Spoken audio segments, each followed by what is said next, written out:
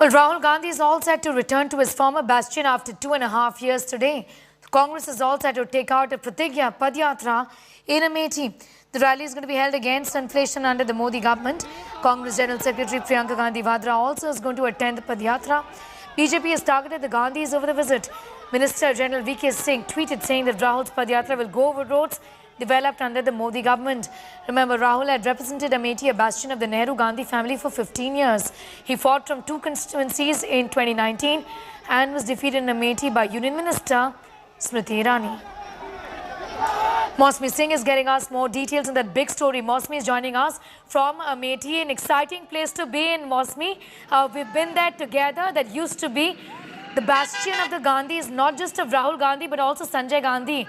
It's been with the Gandhis for decades together. In 2019, essentially was a landmark moment that saw Smriti Irani essentially take over Amethi, where Raebareli continues to be Sonia Gandhi's constituency. Fireworks expected today as both the Gandhi siblings are going to be there, isn't it? Absolutely, Sneha. It's a comeback or a ghar wapasi of a different kind for Rahul Gandhi, because remember that Amethi is synonymous with the Gandhis, not only Sanjay Gandhi, Sonia Gandhi, Rajiv Gandhi and Rahul Gandhi. 4 Gandhis have been in this constituency for decades. This constituency being with a non-Gandhi for a very short period of time, and that's why it was one of the biggest political upsets and one of the biggest political victories in way back in 2019. Now when we come back to Amethi, a lot of water is flown in the Ganges, because remember, these are the banners and posters that you see in Amethi, which are very common. But since the past 2.5 years, Rahul Gandhi hasn't come back to Amethi, and that electoral defeat had really upset the morale of the Congress party. That's how important, Amethi is, and perhaps the Congress thinks that reclaiming the legacy of the Gandhi family will somewhere, act as a huge booster as far as 2024 elections are concerned. As far as 2022 is concerned, they would be hoping to, in fact, start that grind for the run-up to the 2024 elections. And so, I want to ask you one thing, and do talk to us about it.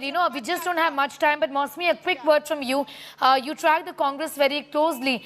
Look at the difference. I remember very well in 2014 also, when Smriti Irani had contested from Amethi and lost.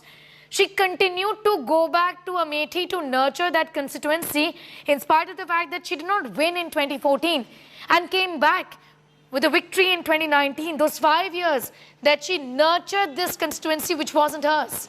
And the difference between her and Rahul Gandhi now.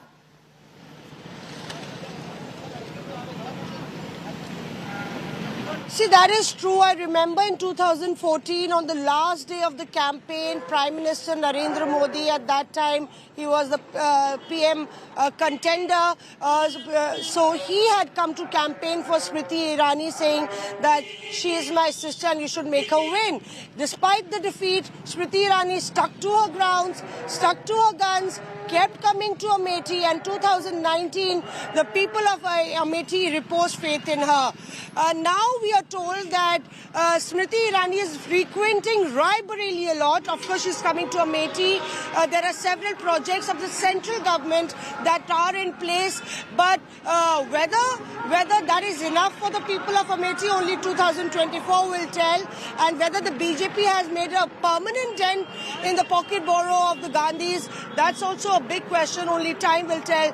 But I can tell you that the Battle of Amethi is always going to be keenly watched, not only by the Congress party, but by the entire country. Absolutely, Mosmi. Thanks for getting us up to speed. With that, we'll of course keep coming back to you for more. For the moment, we are shifting focus to some breaking news which is just coming in.